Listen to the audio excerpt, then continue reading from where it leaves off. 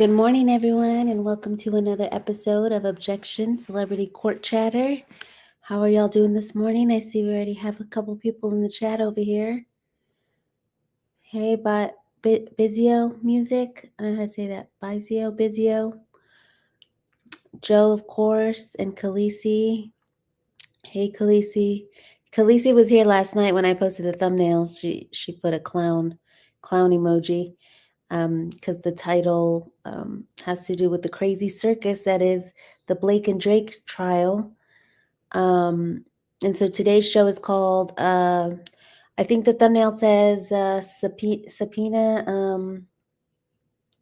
We're talking about subpoenas because we are, but there was a big, huge docket drop with Blake Lively last night. So I changed this, the show title to Docket Dump.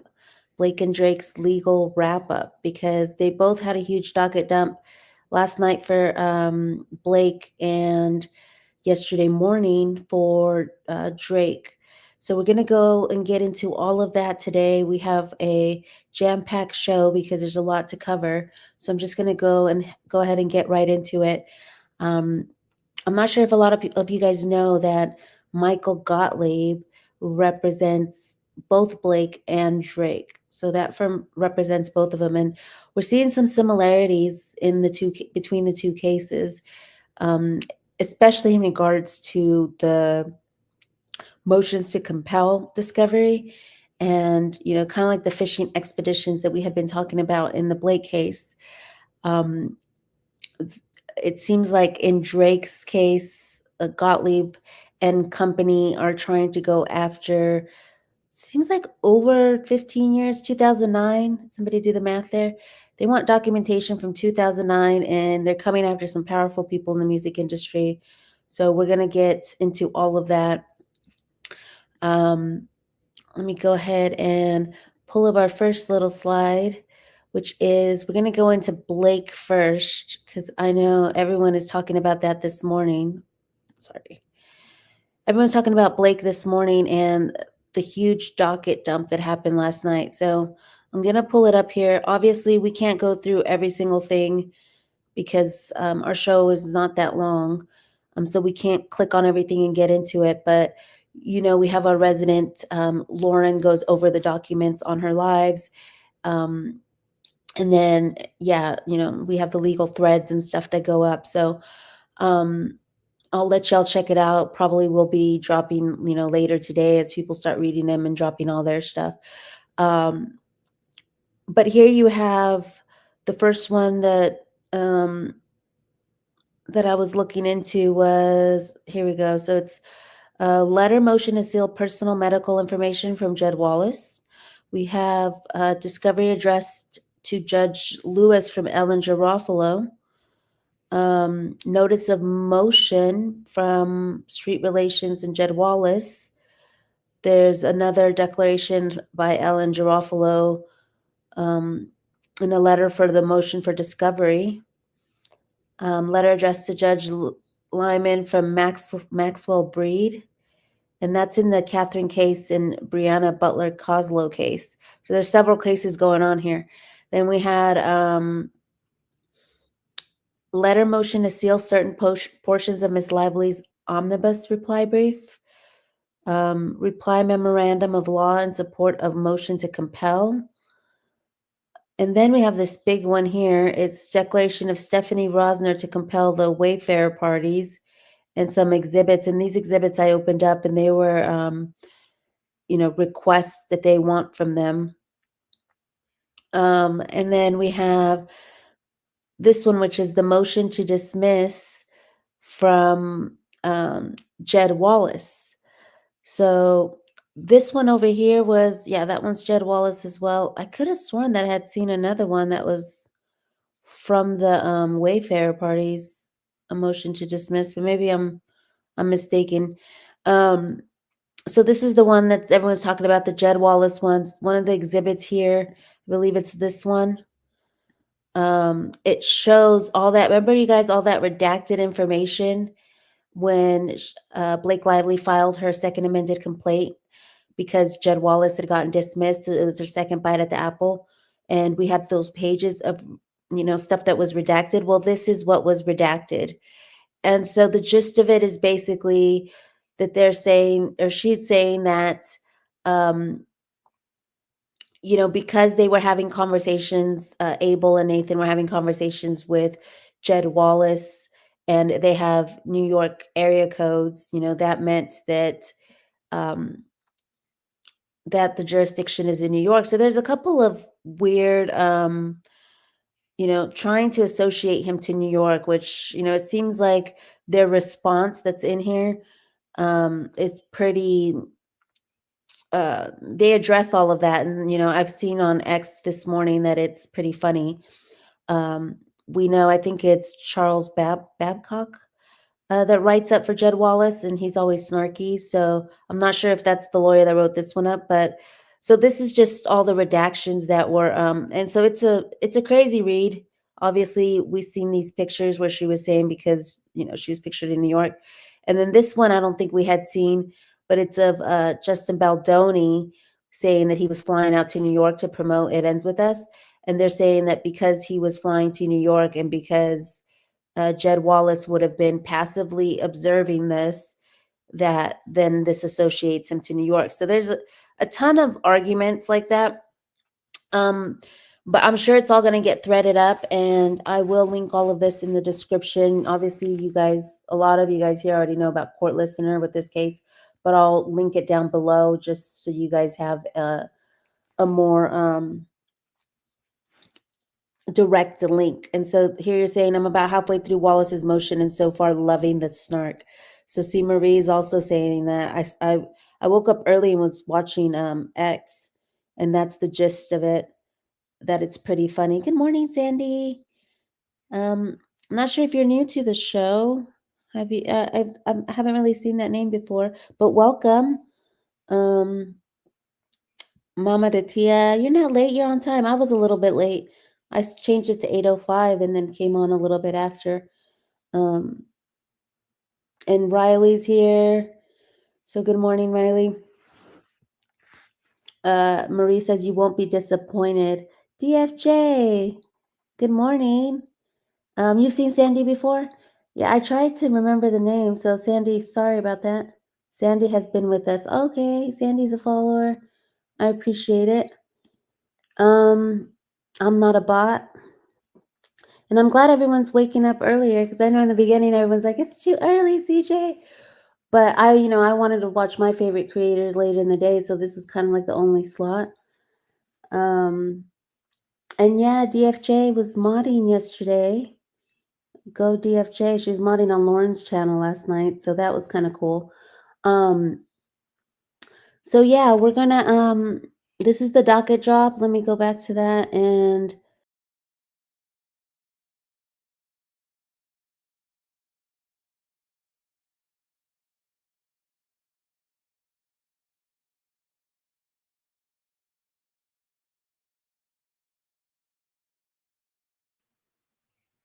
sorry, y'all, I hit the back button on the wrong one, and I left StreamYard for a second. Let me cue it back up real quick. Let me get that picture back up. Yeah, I hit the back button to go back to the docket, and lo and behold, I left StreamYard. I was like, oh no, I lost them. Oh my goodness, look who we have here. I want her to join me for a show. Pam. Hey, good morning. This is one of my favorite channels, y'all. If y'all don't follow at Pam Entertainment TV, she also does celebrity legal cases and stuff. And she covers a lot of pop culture stuff, a lot of the stuff in the Marvel universe. I mean, it's such a great channel. Y'all should really check it out. I don't know if Laura can link it, but it's Pam Entertainment TV here on YouTube. And yes, look, Laura's like hyping her up. Please, please, please follow. I just love it. It's one of my favorite channels to watch. And she always has some like wisdom at the end, which I love. That's my favorite part about watching her. She always attaches it. So hopefully we can get her on the show sometime soon, so she can co-host with us, because she's amazing. But let me pull up the docket again. Let me pull it up again. So here we go. Now I can hit the back button here. So yeah, so that's the docket. It's about 7 or 8 filings, maybe more. I know there was um, two motions to dismiss, but now I can't see the other one. I just see Jed's. But anyway, so there's that. And so we're going to go ahead and get into the subpoenas on the Blake side before we get into the subpoenas on the Drake side. So, new on the Blake docket was Isabella Ferreira. I always say Ferreira because I confuse her with American Ferreira. Isabella Ferreira was served a subpoena from Justin Baldoni's team ordering her to turn over docs regarding It Ends With Us, Baldoni, Jamie Heath by the 14th, which is today. Worth noting, Ferrer has previously texted Baldoni after filming to thank him. So she was subpoenaed, and then it says, here's the letter praising his direction, saying, "Thank you so much for an incredible experience on my first film. You are such a wonderful, smart, and sincere director, and you created such a wonderful space for me." But it looks like Isabella Ferreira and her attorney have been ducking the subpoena. And so here's the motion to serve Isabella with alternative means, which we've seen a lot of in this case, where they can't get subpoenaed. There was someone who was served through LinkedIn, Instagram, I believe, was also approved. And so the similarities with this and the Drake case is because, as y'all remember, we'll get into it. Kojo, or is it Cujo? No, I always want to say Cujo because that's the dog. Kojo. Kojo was trying to get subpoenaed, and we'll get into that right now. But yeah, it seems to be a pattern with people, avoiding the subpoena. And if this is Blake's best witness, according to her, she took over the nudity writer of, young Lily, Isabel Ferrer, and she was one of the ones that complained allegedly. So it's weird that, she's not facilitating herself to this kind of stuff. So we're going to see, today was the deadline, and I'm not sure if the judge has ruled on that, serving her by alternative means, which he should, because all the Baldoni parties were served with alternative um, means. So there's that. And then we go into Subpoena Gates, which the best place for info on Subpoena Gate is our very own Don't Fuck with Justice, DFJ. Um, for anything Jen Abel and Stephanie Jones or Subpoena Gate, she's threading that up because there's so many different aspects to the case. You got Jed Wallace, you got Baldoni, but she tends to cover Subpoena Gate a lot more. And so Perez Hilton yesterday had an extension, or he was denied the extension to respond to the motion to compel. Perez allegedly did not properly serve his Nevada motion to quash, therefore he lost a valuable 2 weeks. So now timeline-wise, New York jurisdiction is favored, so Perez has until the end of today to file his opposition, which I'm not sure if he did or he asked for another extension. Yeah, DFJ is saying it was an honor because she's a longtime Lauren supporter, going back to Laura Owens. Oh yeah, because you were modding yesterday. So yeah, so she's basically saying that Perez did not file. DFJ, do you know if he did get that opposition? Perez's responses, or he did, he filed. Thank you, DFJ. Because so much is going on, I didn't know if he filed it or not. He does file a impressive response. Well, they are very entertaining, and he's been respectful so far, and I'm enjoying watching his journey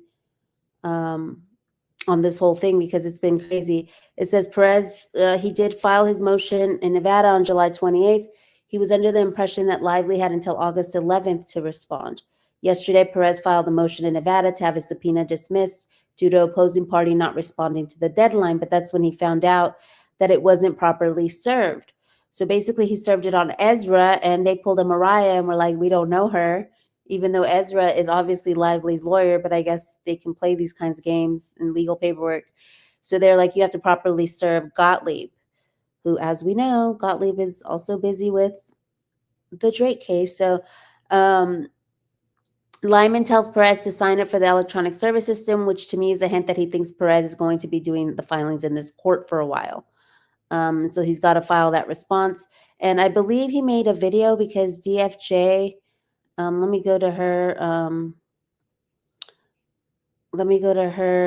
I believe there was another post here. Yeah, this crazy train just keeps getting crazier. So he spills the tea on his channel. If y'all go watch, I'm pretty sure that's where he talks about the newest motion that he just posted. So that's the tea on Perez, and that's Subpoena. Oh, and I wanted to pull up this post. What does a Wednesday night court docket avalanche look like? I was offline for one night, and this is what dropped. So y'all remember DFJ was with me on the Monday night episode where we did the Monday docket avalanche. So this is the Wednesday night, Thursday morning docket avalanche. But you see, it's a lot. And let me see right here, because I was like, I'm pretty sure that I had seen another motion to dismiss, but maybe I jumped it. Who knows? So yeah, DFJ says it's good tea. Yeah. I haven't been able to watch that video because I haven't caught up on the Perez stuff. But yeah, I'm gonna definitely go and check that out. So y'all can check that out as well. And speaking of subpoenas, we talked about this on the show earlier in the week. I think it was that same night show about Kojo in the Drake case. So, today we're kind of showing both cases because they're both under one lawyer and like the similarities. So here's the other person who's avoiding service. This time it's Kendrick Lamar's A&R guy, Kojo Menez Samoa. And I love this. For clarity, Kojo is not missing. He's not in Africa and he's not deceased. He's in California and he was simply dodging the process server's attempt to serve him in person. Well, we did get him served this week. So he was finally served. And he's not just a random individual who was subpoenaed. He's the senior director of digital marketing for Interscope Records, a subsidiary of defendant UMG Recordings.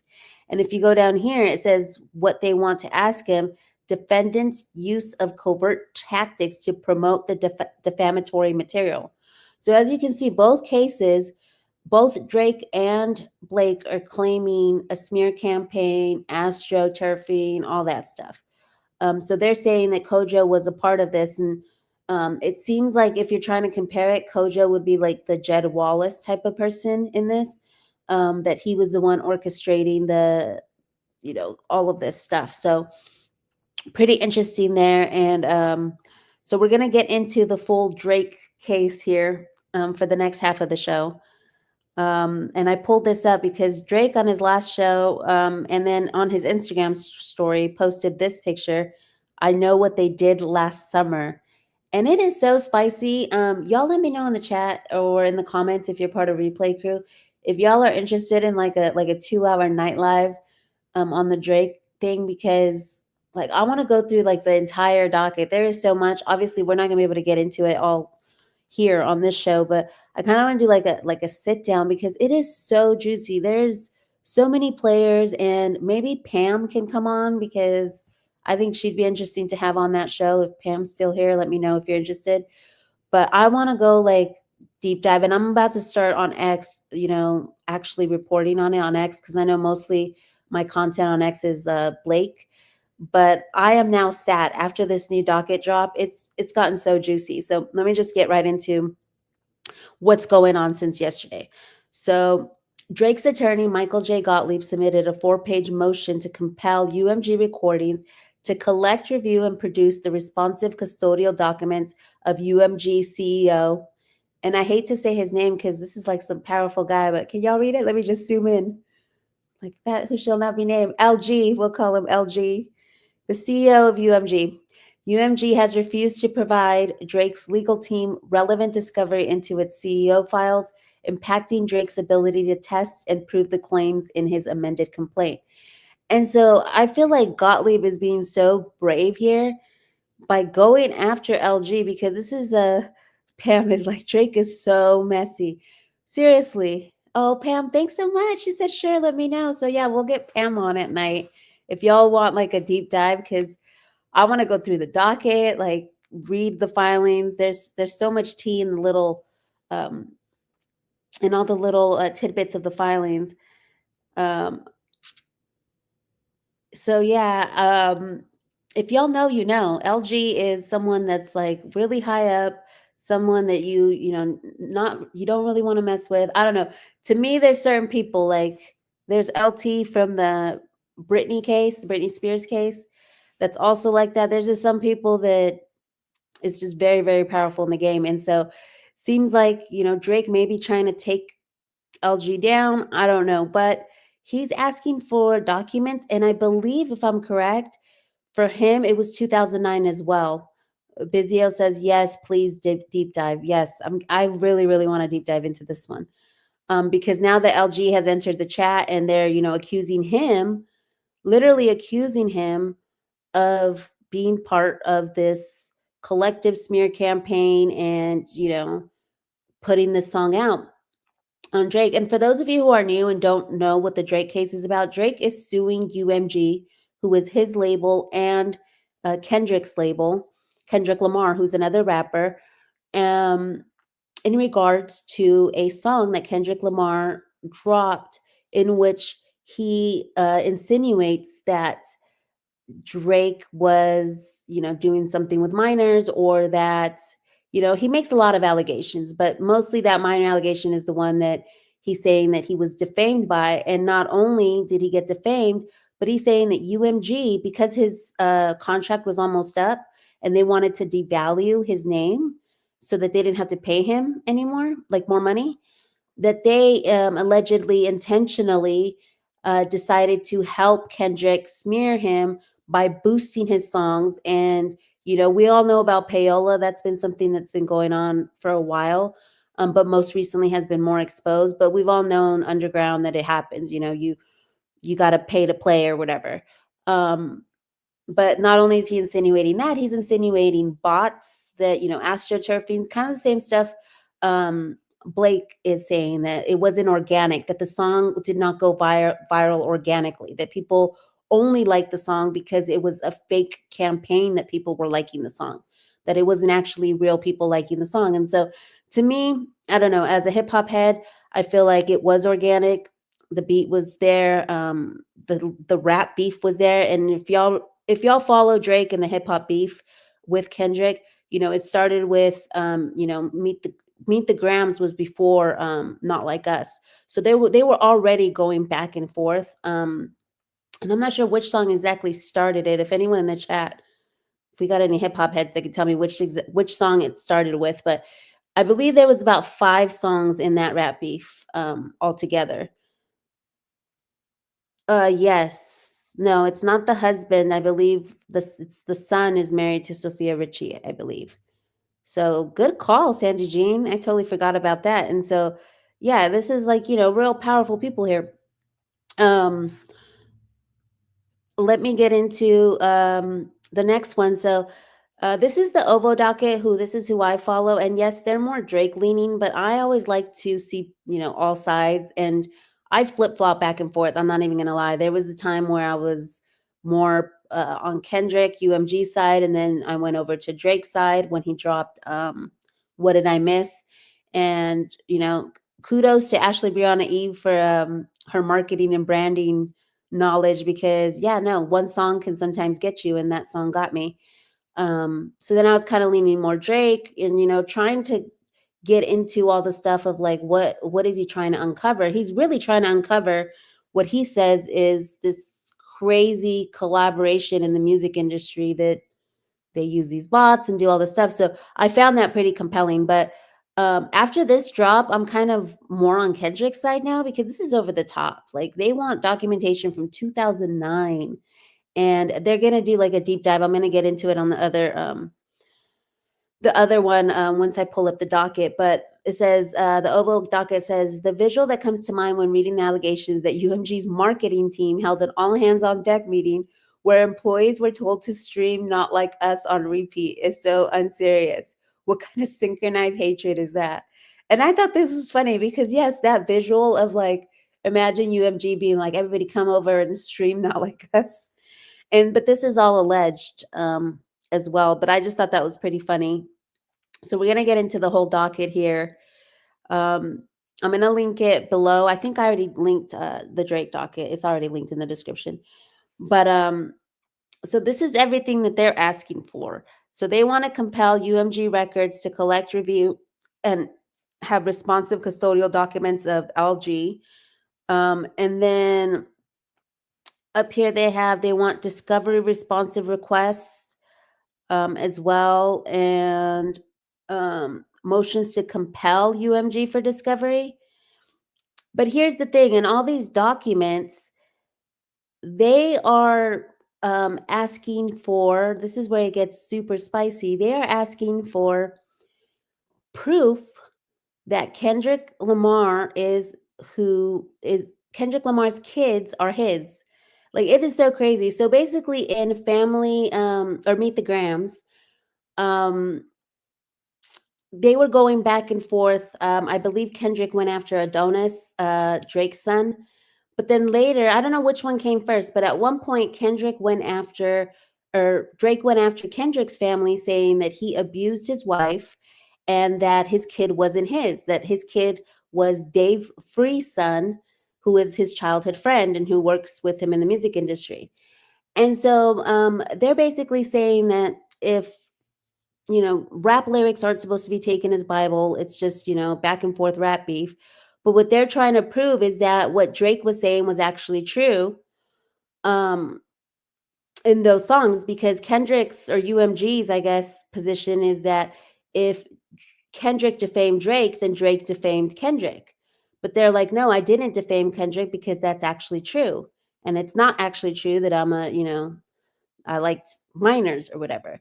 So in those documents, they actually, want discovery requests from Dave Free and his relationship with Kendrick's kids. They want proof of this alleged domestic violence against Whitney, who is Kendrick Lamar's wife, that occurred. And, there's chatter on X that it indeed happened in Vegas and that it was covered up. I don't know. That's allegedly.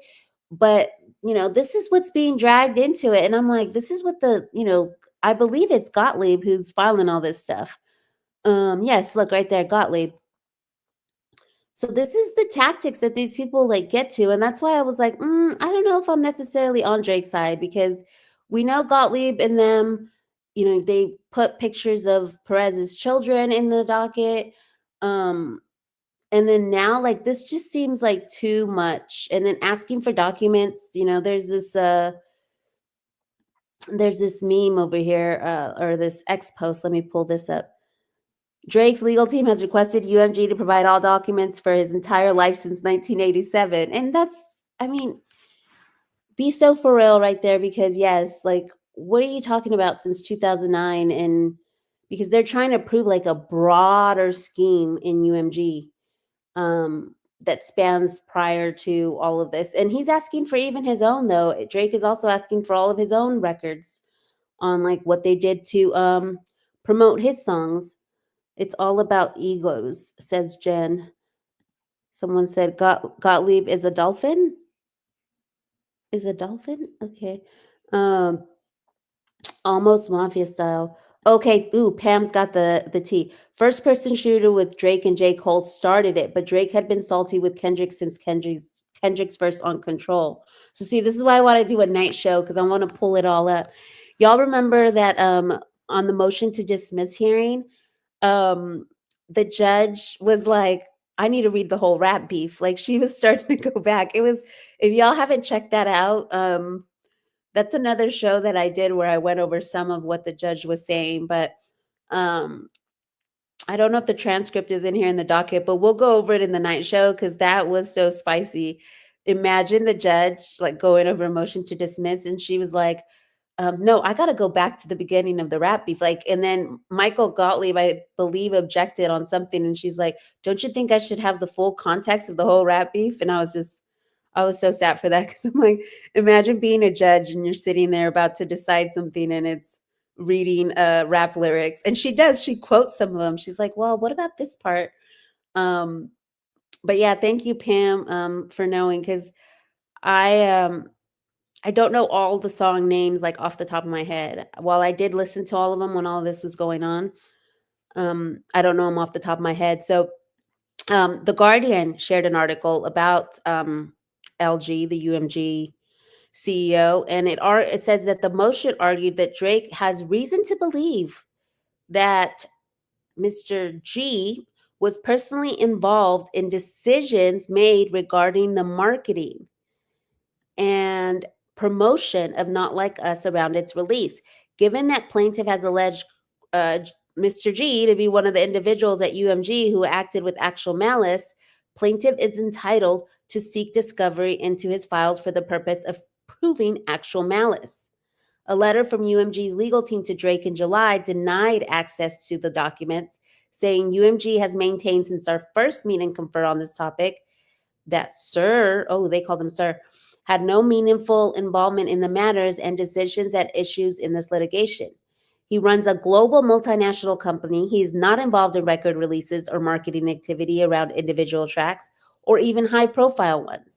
It adds that to the extent his documents and communications contain any relevant information, it is expected to be cumulative and duplicative of other UMG staff communications that the company has agreed to make available. And so this also reminds me of the Blake case where they're subpoenaing people who have nothing to do with it when they can get the documents somewhere else. So it's giving same lawyers, it's giving you know, trying to get into all these people's lives. And I don't know if they want to mess with this. Like it's I mean, it's real powerful people. That's all I got to say. The second motion from Drake's team seeks a different set of documents related to UMG's historical censorship. So maybe that's the one from 2009, arguing that UMG has the right to censor works when they contain defamatory statements. And this is where it gets so spicy, because if y'all remember, Pusha T and Drake had a beef before him and Kendrick had a beef.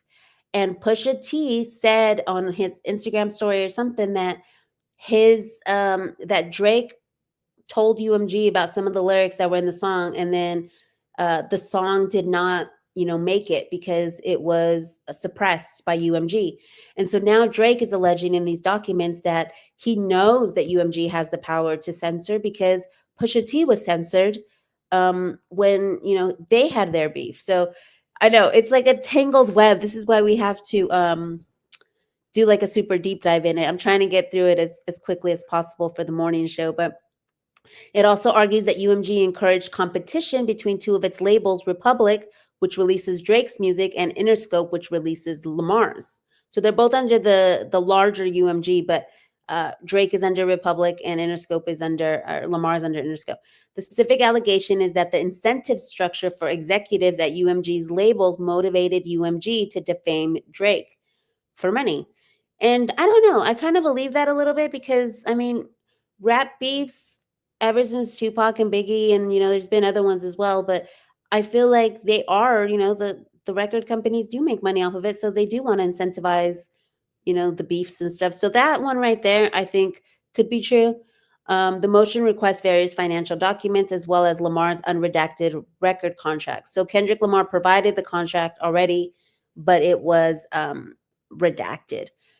They have not commented on the most recent filings. It says UMG is seeking to have the case dismissed, claiming that Drake, quote, lost a rap battle that he provoked and in which he willingly participated. Diss tracks are a popular and celebrated art form centered around outrageous insults, and they would be severely chilled if Drake's suits were permitted to proceed. And yeah, so this is, I'm pulling up what people on X are saying. Drake's lawsuit went from prove UMG promoted the song to prove UMG bought the song to prove Kendrick Lamar's kids are his, the saddest battle in hip hop ever. And it's one with yourself. And that's someone talking to Drake. And I kind of agree here. Like it is, we had some scholars who filed an amicus brief about, the history of hip hop and where it comes from. And so, yes, it is going to be definitely, chilling what you can do in rap songs. They're already trying to pass a bill where you can use rap songs in, civil trials now. It used to be just you couldn't use them for criminal trials, or that you could use them in criminal trials, but now they're trying to add civil trials as well. And so this is someone else saying Drake putting Kendrick Lamar children in a lawsuit is so disgusting. And here's the part from January 1st, 2019. They want all communications related to Dave free and his relationship with Kendrick Lamar and Kendrick Lamar's children. So this in itself right here is kind of like a threat or like a jab at him again, because in the rap song he says that's not your child, and now here it's like I'm going to prove that's not your child. So it's going to be definitely very, very interesting to see um, what happens. And then you have the Hollywood Reporter front page news right here. Look, this was yesterday. Drake seeks Kendrick Lamar's contract and evidence of DV in legal fight. So, like that's also a hit on him because they're relitigate, rehashing, I guess I should say, rehashing all of the beef that was in that track. Oh, so here it says the feud started. Okay, so Pam had it right here. First person shooter, in which the pair proclaimed itself the Big Three alongside Lamar. In response, the Compton rapper rejected that idea that they're his equals in the song Like That. Several diss tracks followed, with the musicians hurling increasingly spiteful insults at each other relating to accusations of domestic abuse, exploitation, and pedophilia. It culminated with Lamar's release of the anthemic West Coast banger in May, leading to spectators crowning him the winner of the battle. Discovery is ongoing, and UMG previously gave Drake's lawyers the contract. I told you about that it was unreadable and incomprehensible because most of it was redacted. They want Interscope's monthly revenues and profits and the values of Lamar's recording catalog for the past 5.5 years. He says it's relevant to his theory that the label was motivated by increasing profits derived from the alleged defamatory statements in Not Like Us. And then he suspects, LG, who allegedly encouraged competition between labels, and that he played a major role in promoting the song. It says in Family Matters, Drake's penultimate diss track in his feud with Kendrick, the rapper says that his West Coast adversary abused his wife and isn't the father to his sons by saying, when you put your hands on your girl, is it self-defense because she's bigger than you? They hired a crisis management team to clean up the fact that you beat on your queen. So, I mean, there was chatter on X that it happened in Vegas. They covered it up. And I don't know. For me, it's neither here nor there. I mean, it's back and forth stuff. If it did happen, if it didn't happen, I don't know. I'm just like, this to me just feels low. UMG has maintained that there has been no involvement in the litigation. So that's the Drake of it all, y'all. Yeah, it was a lot, but the bright side of this is Kendrick still wins. Which one of you guys is responsible for you? Said this is Kendrick Lyrics, another X account, official Kendrick Lyric page. It says they quote tweeted, Kendrick Lamar's Not Like Us received 1.3 million streams on Spotify yesterday, re-entering the platform's top 100.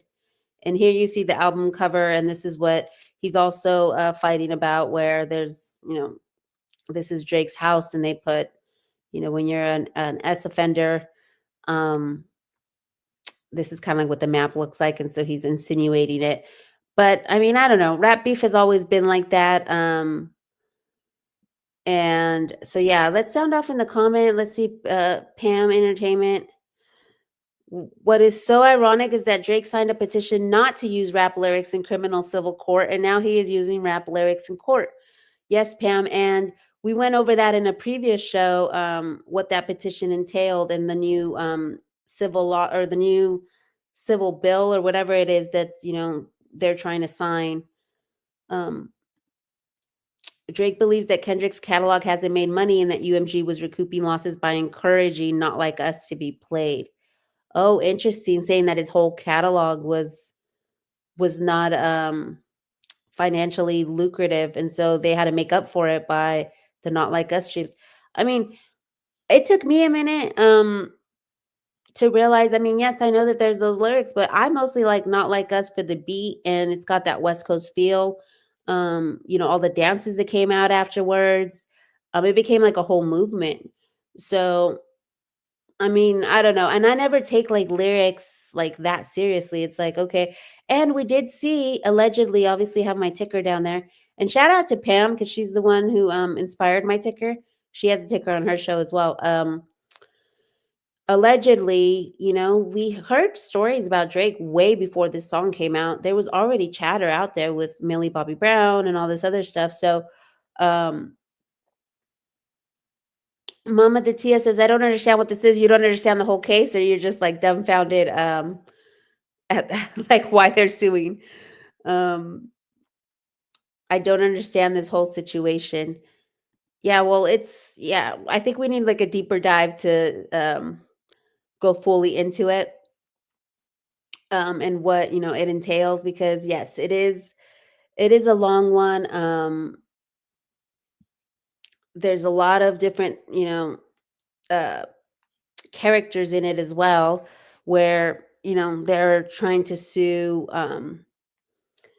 they try to sue Kendrick first, and then later, they dropped that lawsuit, I believe, and then went after UMG. And so Kendrick is not even being sued. It's just, Pam says the lyrics about Drake using Atlanta rappers is what is really scathing for Drake. Drake talked about Millie Bobby Brown. If you know, you know. Yes, there was already chatter. Pam right there is saying there was already chatter. Um, and what was going on. So that's why I'm like, why this song? Why now?